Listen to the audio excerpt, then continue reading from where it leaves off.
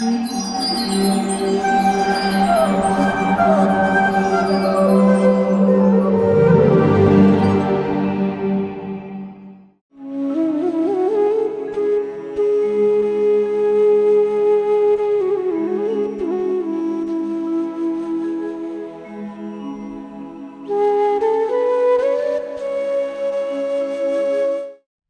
कृष्णा। इस कार्यक्रम में आप सभी का हार्दिक स्वागत है। हमारे वक्ता हैं श्रीमान ब्रजविलास प्रभु जी। उनका जन्म मथुरा के निकट एक गांव में हुआ था। सन 1988 में अंतर्राष्ट्रीय कृष्ण भावनामृत संघ इस्कॉन के संपर्क में आने के बाद सन 1991 में प्रभु जी ने इस्कॉन के संस्थापक आचार्य AC भक्ति वेदांत स्वामी प्रभुपाद के प्रिय शिष्य परम पूज्य लोकनाथ स्वामी महाराज से दीक्षा प्राप्त की। सन 2002 से ही प्रभु जी अपने गुरु की आज्ञानुसार देश और विदेशों में भगवत कथा का प्रचार कर रहे हैं और मॉरिशस, म्यांमार तथा भारत के कई क्षेत्रों में भगवत कथा द्वारा अनेकों लोगों को भक्ति पथ से जोड़ रहे हैं। तो आइए श्रवण करते हैं श्रीमान ब्रजविलास प्रभु जी के श्रीमुख से। धन्यवाद। हरे कृष्णा। ओम नमो भगवते वासुदेवाय। ओम नमो भगवते वासुदेवाय। ओम नमो भगवते वासुदेवाय। नारायणं नमस्कृत्य नरं चैव नरोत्तमं देवीं सरस्वतीं व्यासं ततो जयमुदीरये। नष्टप्रायेषु भद्रेषु नित्यं भागवत सेवया भगवतीत्वं श्लोके भक्ति भवति नैष्ठिकी। हरे कृष्ण। तो पिछले सत्र में हम श्रवण कर रहे थे कथा का, ब्रह्मा जी के द्वारा भगवान की स्तुति, और इस सत्र में हम वर्णन करेंगे भगवान श्री कृष्ण की गोचारण लीला। शुकदेव गोस्वामी कहते हैं, ततश्च पौगण्डभयः श्रुतौ ब्रजे बभूव तुस्तौ पशुपालसम्मतौ गाश्चारयन्तौ सखिभिः समं पदैः वृंदावनं पुण्यमतीव चक्रतुः। शुकदेव गोस्वामी कहते हैं, परीक्षित, भगवान श्री कृष्ण और बलराम दोनों भाई ब्रज में बहुत सुंदर लीलाएं कर रहे हैं। बहुत सुंदर बाल लीलाएं भगवान ने की गोकुल ब्रज में, वृंदावन में। और इस प्रकार लीलाएं करते करते उनकी 5 वर्ष की जो आयु थी, 5 वर्ष की आयु को दोनों भाई पार कर चुके। 6ठे वर्ष में प्रवेश किया, इसको पौगंड अवस्था कहते हैं। भगवान बाल्य अवस्था से अब पौगंड अवस्था में प्रवेश किया भगवान ने। तो शुकदेव गोस्वामी कहते हैं, परीक्षित, जब भगवान ने पौगंड अवस्था में प्रवेश किया तो गैया चराने की अनुमति अपने नंद बाबा से मांगी। नंद बाबा ने उनको गाय चराने की अनुमति दे दी। तो भगवान श्री कृष्ण अब अपने सखाओं के साथ, बड़े भ्राता बलराम के साथ गैया चराने के लिए वन में जाते हैं और अपने उन सुकोमल चरणों से गैयाओं को चराते हुए अपने सुकोमल चरणों से उस ब्रज भूमि को और पावन बनाते हैं। तो ये भगवान श्री कृष्ण की जो गोचारण लीला है, इस लीला के बारे में पूर्व आचार्य श्री जीव गोस्वामी ने गोपाल चंपू में बड़ा सुंदर वर्णन किया है। वो वर्णन इस प्रकार है कि एक दिन भगवान श्री कृष्ण जब अपने घर से थोड़ा बाहर कहीं जा रहे थे तो मार्ग में उपनंद की पत्नी मिल जाती हैं और उन्होंने पूछा, लाला सुबह सुबह कहाँ जा रहे हो? तो कन्हैया हंस गए, कुछ जवाब नहीं दिया। तो उपनंद की पत्नी जो प्रभावती थी, मैया यशोदा के पास जा रही थी। मैया यशोदा के पास पहुंची और मैया यशोदा से कहने लगी, अरे मैया यशोदा, आज कन्हैया सुबह सुबह कहाँ कहाँ गया है? यशोदा मैया बोली, अरे बहन क्या बताऊं, फिर भी तो यशोदा कहने लगी कि देखो बहन, अब तक तो श्री कृष्ण मेरे द्वारा स्नान ओटन इत्यादि करवाते थे। मैं उनको सुबह सुबह स्नान कराती, उपटन लगाती, स्नान कराती।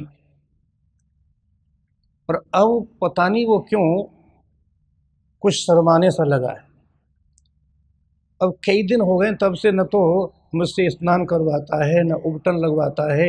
सुबह सुबह अपने सखाओं के पास चला जाता है और वहीं सखा इसके स्नान करते हैं, वहीं उपटन लगवाता है। अब कुछ कुछ शर्माने लगा है हमसे।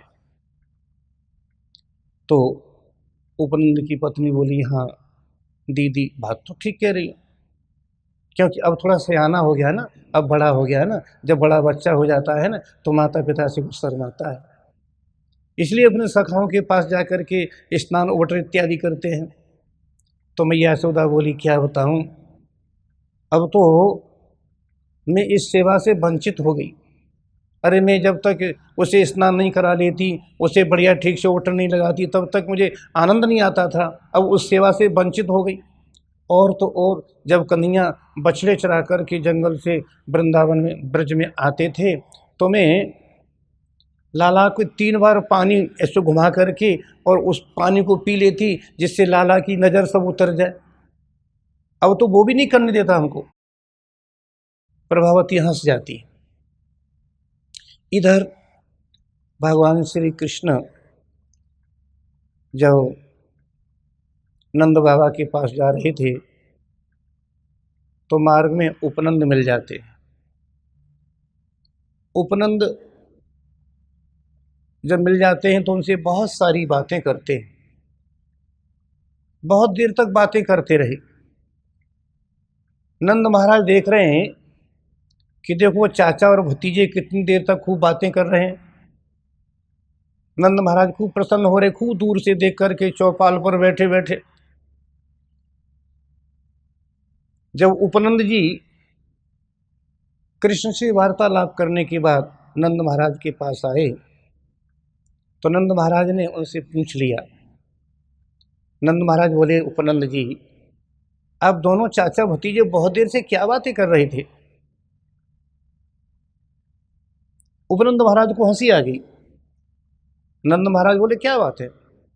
बोले, क्या बताएं, बस ऐसे ही कन्हैया कुछ ऐसी बातें कर रहे थे, उससे मेरे को हंसी आती है। नंद बाबा बोले, क्या ऐसी बातें चल रही थी आप चाचा भतीजे, बताओ ना हमें। उपनंद बोले कि बस आज कन्हैया ऐसी अटपटी बातें कर रहे थे। क्या अटपटी बातें कर रहे थे? क्या बताऊं, आज कन्हैया, आज कृष्ण हमसे कह रहे थे कि चाचा हमारे नंद बाबा से कहो कि अब हम दोनों भैया खूब बड़े हो गए ना, बलदाऊ भैया और हम दोनों खूब बड़े हो गए और खूब हमारे अंदर शक्ति भी है। अब हम गैयाओं को चराने के लायक हो गए। जब हम गैया चराने के योग्य हो गए तो हमारे नंद बाबा अब वृद्ध हैं। अब वो गैया चराने के लिए वन वन में क्यों भटकते हैं? अब उनसे कह दो हम दोनों भैया गौचारण कर लेंगे, गौरक्षण हम ठीक से कर लेंगे।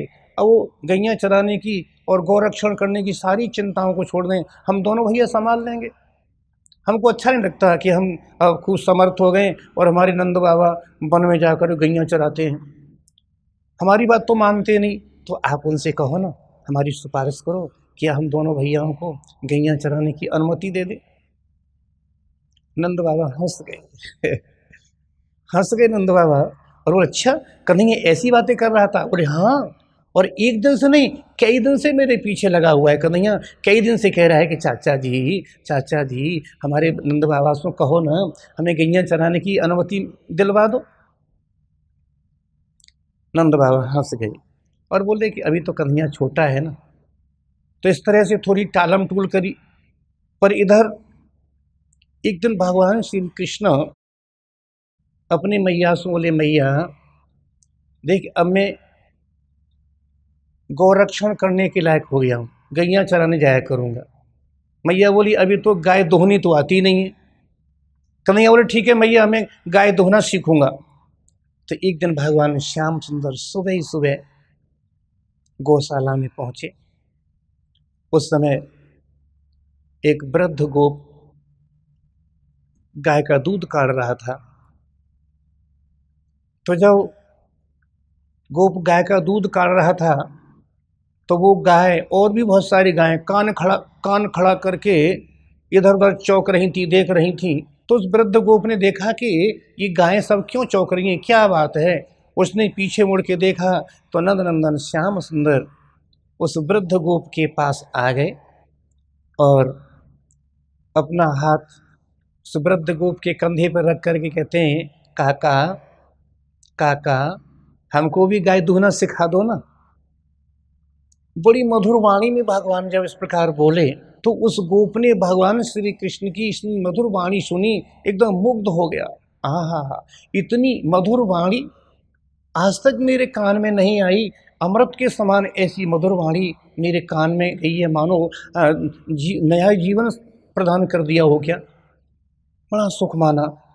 और जब पीछे मुड़ के देखा नंदनंदन श्याम सुंदर की ओर तो बड़ी सुंदर छवि, श्यामला बालक है, घुंघरारे अलके मुखमंडल पर लटकी हुई है, बड़ा बड़ा काजल, बड़े बड़े नेत्रों मोटा मोटा काजल लगा हुआ है और बड़े सुंदर आभूषण धारण किए हुए हैं, मयूर पक्ष मुकुट पे लगा हुआ है, पीताम्बर धारण किए हुए हैं, बड़ी सुंदर छवि है।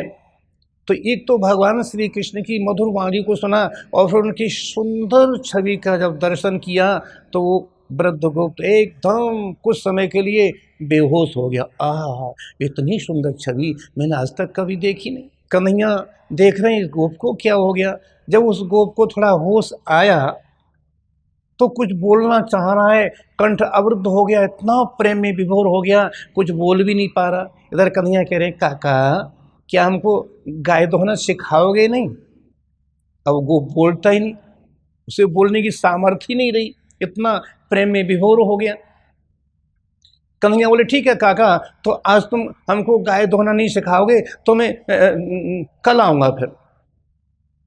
ऐसे कह करके वो बालक चला जाता है। फिर गोप को कुछ समय के बाद होश आता है तो मन में विचार करता हो, इतना सुंदर बालक, कितना मधुर वाणी, कितना सुंदर बालक, आहा, मेरे मन को ही मुग्ध कर दिया उसने। और मेरे से कह रहा है काका काका हमको गाय दोहना सिखाओगे नहीं। तो उस बच्चे को अवश्य में गाय दोहना सिखाऊंगा। ठीक है काका मैं कल आऊँगा, ऐसे कह के बालक चला गया है तो वो कल जरूर आएगा। आओ तो उस वृद्ध गोप ने, जीव गोस्वामी कहते वो वृद्ध वो जो गोप था ना नंद बाबा से बड़ा था, पर नंद बाबा से बहुत प्रेम करता था, निष्काम भाव से नंद बाबा की गौशाला में सेवा करता था। वो उसने अभी तक बालक के दर्शन किए नहीं थे और अब वो बड़ा मुग्ध हो गया। अब इसी चिंतन में लगा हुआ है कब जल्दी कल हो और सुबह वो बालक मेरे पास आए और उसको मैं गाय दोहना सिखाऊंगा अपने हाथों से। सुबह हुआ, कन्हैया बोले मैया अब मैं गैया दोहने सीखने जाऊंगा। तो कन्हैया फिर गैया दोहने के लिए सीखने के लिए जा रहे हैं। तो उस गोप ने जो गायें टेढ़ी मेढ़ी थी, मतलब जो दूध दोहने में कुछ लात मारती थी, उन गैयाओं की तो दूध निकाल लिया था। जो सीधी सादी गायें थी जो दोहने पर बिल्कुल पैर नहीं उठाती, लात नहीं मारती थी, ऐसी सीधी सादी गायें दूध काढ़ने से रोक रखी थी कि इन गैयाओं से कृष्ण को दूध दोहना सिखाएंगे। भगवान श्री कृष्ण ठीक समय पर पहुँचे। काका काका आज सिखाओगे ना। तो गोप बोला हाँ लाला आओ, आज तुमको हम जरूर सिखाएंगे। तो उस गोप ने सीधी सादी गैया के पास ले जा करके कन्हैया को और गाय दोहना सिखाना शुरू किया। तो वो गोप भगवान श्री कृष्ण के छोटे छोटे नन्हे नन्हे सुकोमल हाथों को पकड़ के और अपने हाथ से गाय के थन को पकड़वाता है और कहता, लाला ऐसे दूध निकालना चाहिए। कन्हैया ऐसे दूध निकालने, बोले काका ठीक है मैं सीख गया, मैं अपने आप निकाल लूंगा। अब कन्हैया जब गाय को दुहने बैठे तो गाय भगवान श्री कृष्ण के रूप को देख करके मुग्ध हो गई और जैसे अपने बछड़े को चाटती है ऐसे गाय श्री कृष्ण को अपनी जीभ से चाटने लगी, इतना प्रेम करने लगी और दूध उसका अपने आप ही निकलने लगा। कन्हैया जैसे स्पर्श करते हैं गाय के थनों से दूध की धारा अपने आप बहती है। इस तरह से भगवान श्री कृष्ण गौदोहन सीखे और फिर एक दिन मैया से बोले, मैया अब तो हम गाय दोहना सीख गए, अब हम गैया को चराने जाया करेंगे। मैया बोली, लाला देख अभी तू छोटवा नहीं, मैया देख हमारे संग के जो सखा है ना वो कितने प्रगति कर गए।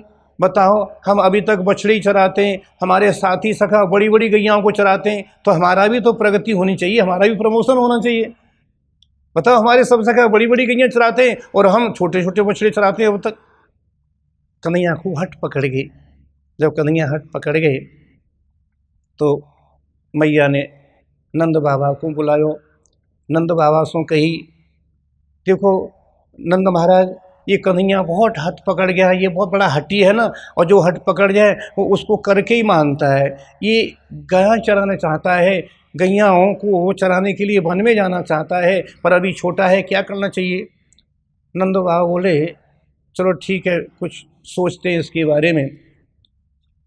तो नंद बाबा ने बड़े बड़े ब्राह्मणों से पूछा और विशेषकर जो उनके आचार्य थे सांडिल्य मुनि, उनसे शुभ मुहूर्त दिखलाया कि हमारा कन्हैया गैया चराना चाहता है, ऐसा कोई शुभ मुहूर्त शुभ घड़ी निकालो जब से कन्हैया गौचारण करना शुरू करे। तो सांडिल्य मुनि ने बहुत सुंदर शुभ अवसर शुभ घड़ी निकाली। कार्तिक का महीना, शुक्ल पक्ष और तिथि अष्टमी, ये समय उन्होंने निकाला कि इस दिन से कन्हैया गौचारण शुरू कर दें, बहुत शुभ दिन है। तो नंद बाबा ने सभी गोपों से कहा कि देखो कन्हैया अब गौचारण करना चाहते हैं, तो भगवान श्री कृष्ण के गौचारण के उपलक्ष्य में एक बहुत बड़ा उत्सव नंद बाबा ने मनाया। सभी गोपों से कहा कि कन्हैया के गौचारण के उपलक्ष्य में बहुत बड़ा उत्सव मनाएंगे। तो सभी ब्रजवासी बड़े प्रसन्न हुए, अति प्रसन्न हुए। सबने अपनी अपनी गैयाओं को खूब स्नान कराया और उनके सींगों से तेल लगाया और जगह जगह कई रंग बिरंगे धातुओं से थापे लगाए। सब गैयाओं को खूब बढ़िया सेवा की, अच्छा अच्छा मिष्ठान, अच्छा हरी हरी घास खिलाई, खूब सेवा करी गैयाओं की। जब गैयाओं की खूब सेवा होती है, अष्टमी का दिन है, कार्तिक का महीना है, शुक्ल पक्ष है, भगवान श्री कृष्ण को गाय चराने की अनुमति मिलती है। तो नंद बाबा कन्हैया के लिए और बलराम जी के लिए गौचारण के लिए सोने की छड़ी, सोने का बेंत लेके आए। लोग गैयाओं को घेरने के लिए, गैयाओं को चराने के लिए ये बेंत लेके जाओ। और मैया यशोदा नाना प्रकार के सुंदर सुंदर स्वादिष्ट भोजन बना करके कन्हैया को ला करके सौंपे, लाला देख तो को भूख लगेगी ना, संभाल के ये वो जब भूख लगे तभी खा लेना, और चिंता मत कर तू खूब खाना, मैं बीच बीच में और किसी गोपियों के द्वारा तेरे पास भेज दूंगी मैं। पर मैया यशोदा कन्हैया को बहुत दूर जाने के लिए मना भी करती है। क्यों कहती है, देख कन्हैया तू गैया चराने के लिए बहुत दूर जाएगा तो मेरे मन में बड़ा ऐसी शंका सी लगती है, बड़े बड़े दुष्ट असुर आते रहते ना। तो सभी गोप बोले, अरे मैया चिंता क्यों करती है, देख तेरे कन्हैया को मारने के लिए अब तक जो भी असुर आया है भगवान की कृपा से वो ही अपने आप मर गया है, कन्हैया का कुछ भी नहीं बिगड़ा है। तो अब तक भगवान ने तेरे लाला की रक्षा करी है तो अब भी रक्षा करेंगे, चिंता क्यों करती है। तो इस तरह से मैया को समझाया, पर मैया फिर भी थोड़ी भयभीत रहती है। मैया ने बलराम से कहा, बलराम देख ये कन्हैया बहुत नटखट है, वन में जाकर के कुछ नटखटपना न करे, तू इसको संभाल के रखना और हमेशा इसके साथ रहना, एक सेकंड भी अपने भैया को छोड़ियो मत ही लाला को कभी। हमेशा इनके साथ रहिए, उसकी छाया बन करके। बलराम बोले मैया चिंता मत कर, मैं हमेशा कन्हैया के साथ में रहूँगा। और मैया अन्य और ग्वालों से सुबल से बोली, सुबल देख तू कृष्ण के बाएं रहना, और देख श्रीधाम तू दाएं रहना, और तू मधुमंगल तू आगे रहना, और श्रीधाम तू पीछे रहना। इस तरह से मैया ने सखाओं से कह दिया, तुम सभी सखा मेरे कन्हैया को चारों तरफ से ठीक से रक्षा में रहना, और बलराम तुम हमेशा कन्हैया के साथ में रहना। इस तरह से मैया ने सभी गोपों को कन्हैया के लिए सौंप दिया, मेरे कन्हैया की देखरेख करना सभी, क्योंकि ये वात्सल्य भाव है ना। मैया अपने लाला को बहुत कमज़ोर समझती है, पता नहीं मेरे लाला को कुछ हो न जाए, तो ये सब सखा मेरे लाला की रक्षा करते रहे, जबकि कन्हैया ही सभी अपने सखाओं की रक्षा करते थे। पर मैया का ऐसा भाव है। सुखदेव गोस्वामी कहते राजन, अब भगवान श्री कृष्ण को गैया चराने की अनुमति मिल गई। अब तो अनेकों प्रकार की गैयाँ हैं, अनेकों गैयाओं के झुंड हैं। कोई गुलाबी रंग की गाय है तो गुलाबी रंग की गायों का एक झुंड, एक यूथ गुलाबी रंग की गायों का है। तो कोई जो काले रंग की गाय हैं तो उनका झुंड, उनका यूथ अलग है। तो अलग अलग गैयों का, हरी, काली, पीली, गोरी, दोहरी, नीली, पीली, जितने रंग की जैसी जैसी गैयाँ थी, उन सब गैयाओं का अलग अलग झुंड था। पीली गाय है तो पीली गाय सब एक साथ में, नीली है तो नीली एक साथ में, सब के अलग अलग यूथ थे, गैयाओं के झुंड थे। और सब गायें आगे आगे गैयाँ जा रही हैं। बड़ी सुंदर झांकी है, बड़ी सुंदर झांकी, आगे आगे गैयाँ जा रही हैं और पीछे पीछे भगवान श्री कृष्ण उन गैयाओं के पीछे चल रहे हैं। बिल्कुल उनके साथ में बलराम जी चल रहे हैं, उनकी छाया बन करके, और चारों तरफ से उनके सखा भगवान श्री कृष्ण की पवित्र कीर्ति का गायन करते हुए जा रहे हैं, भगवान श्री कृष्ण की लीलाओं का गायन करते हुए जा रहे हैं। बड़ी सुंदर झांकी है और भगवान बंसी बजाते हुए जा रहे हैं। जब भगवान बंसी बजाते हुए जा रहे हैं तो गैयाएँ पीछे मुड़ के देखती हैं कि नंदनंदन श्याम सुंदर आ रहे हैं, बड़ी प्रसन्न होती हैं। और जब मुरली की आवाज़ उनके कान तक नहीं आती है तो सोचती हैं कि श्याम सुंदर कहीं खड़े तो नहीं हो गए, कहीं रुक तो नहीं गए। तो गैयाँ रुक करके और पीछे को मुड़ के देखती हैं, गैयाँ रुक जाती हैं। भगवान श्याम सुंदर फिर मुरली को बजाते हैं, तब गैयाँ फिर आगे बढ़ने लगती है। बड़ी सुंदर झांकी है, अति सुंदर झांकी। इस तरह से भगवान श्री कृष्ण गैयाओं को चराने जा रहे हैं। सुखदेव गोस्वामी कहते राजन, समम पदई, उन सखाओं के साथ भगवान जब गैयाओं को चराने जा रहे हैं तो अपने चरणों से, अपने सुकोमल चरणों से उस वन को और पवित्र कर रहे हैं, अति पावन बना रहे हैं। क्यों? यह तो सनातन गोस्वामी कहते हैं कि भगवान श्री कृष्ण अपने चरणों से वृंदावन को पावन कैसे बना रहे हैं? क्योंकि भगवान अपने चरणों में जूता और चप्पल कुछ लगाए हुए नहीं हैं, नंगे पांव से ही गैयाओं के पीछे पीछे वन में विहार कर रहे हैं। पर गैयाँ भी देखती थीं कि हमारे नंदनंदन श्याम सुंदर सुकोमल चरणों से हमारे पीछे पीछे आ रहे हैं, चरण के बहुत सुकोमल हैं, कंकड़ पत्थर न कहीं गड़ जाएं। तो गैयाँ अपने पहने पहने खुरों से उस पृथ्वी को, जमीन को, कठोर जमीन को ऐसे रौंद देती थीं, उसको रुई के समान कोमल बना देती थीं। और बड़ी पूंछ वाली गैयाँ झाड़ बहार करके साफ कर देती थीं। तो भगवान श्री कृष्ण उन गैयाओं के पीछे पीछे चलते थे, उनके चरणों में किसी प्रकार का कोई कष्ट नहीं होता था। और पृथ्वी भी जो भी कहीं कांटा कंकड़ होता था तो अपने में छुपा लेती कि नंदनंदन श्याम सुंदर के चरणों में किसी प्रकार का कोई कष्ट न हो जाए। सुखदेव गोस्वामी कहते राजन, इस प्रकार भगवान श्री कृष्ण गोचारण करते हुए उस वृंदावन को अत्यंत पवित्र बना रहे हैं, अत्यंत पावन बना रहे हैं। और यहाँ तक कि आकाश मार्ग में बड़े बड़े देवता भी भगवान श्री कृष्ण की इस लीलाओं को दर्शन करते रहते हैं। जब भगवान श्री कृष्ण वन में गोचरण करते हैं तो सभी देवता अपने अपने विमानों पर आकर के भगवान की लीलाओं के दर्शन करते हैं। इस तरह से भगवान जब वन में प्रवेश कर रहे हैं, बड़ा सुंदर वन है। कैसा वन है? सुखदेव गोस्वामी वर्णन करते हैं। तन्माधवो वेणुदीरयन् गतो गोपैर्गदभिः स्वयसो बलान्वितः पशून् पुरस्कृत्य पशव्यमाविशद विहर्तु कामा कुसुमाकरं वनम्। सुखदेव गोस्वामी कहते हैं परीक्षित, वह वन बहुत सुंदर था। उस वन में गैयाओं को चरने के लिए बड़ी सुंदर हरी हरी घास थी और तरह तरह के रंग बिरंगे फूल खिल रहे थे। फूलों की तो खान हो रहा था वह वन। आगे आगे गैया हैं, पीछे पीछे भगवान श्री कृष्ण बांसुरी बजाते हुए उस वन में प्रवेश कर रहे हैं। बड़ी सुंदर झांकी है। सखा उनकी पवित्र कीर्ति का गुणगान करते जा रहे हैं। भगवान ने इस प्रकार वन में प्रवेश किया। इधर वन भी बड़ा प्रसन्न हो रहा है। जिस वन में भगवान श्री कृष्ण प्रवेश कर रहे हैं वो वन अति प्रसन्न हो रहा है। स्वागत की बड़ी भारी तैयारी कर रहा है वन। आज नंद नंदन श्याम सुंदर आज हम में विहार करेंगे और यहाँ हमको आनंद प्रदान करेंगे। वन अत्यंत प्रसन्न हो गया। प्रसन्नता की वजह से प्रसन्नता के मारे उस वन ने भगवान के स्वागत की बड़ी भारी तैयारी कर दी, बहुत भारी तैयारी कर दी।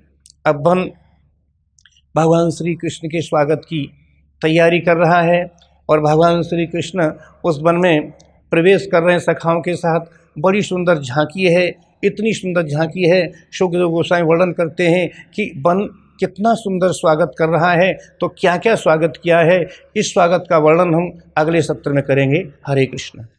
ऐसे ही और भक्तिमय कार्यक्रमों के लिए देखिए हरे कृष्णा टेलीविजन और इसे प्राप्त करने के लिए आप अपने केबल अथवा DTH ऑपरेटर से संपर्क करें तथा और अधिक जानकारी के लिए आज ही डायल करें 7666 839 839।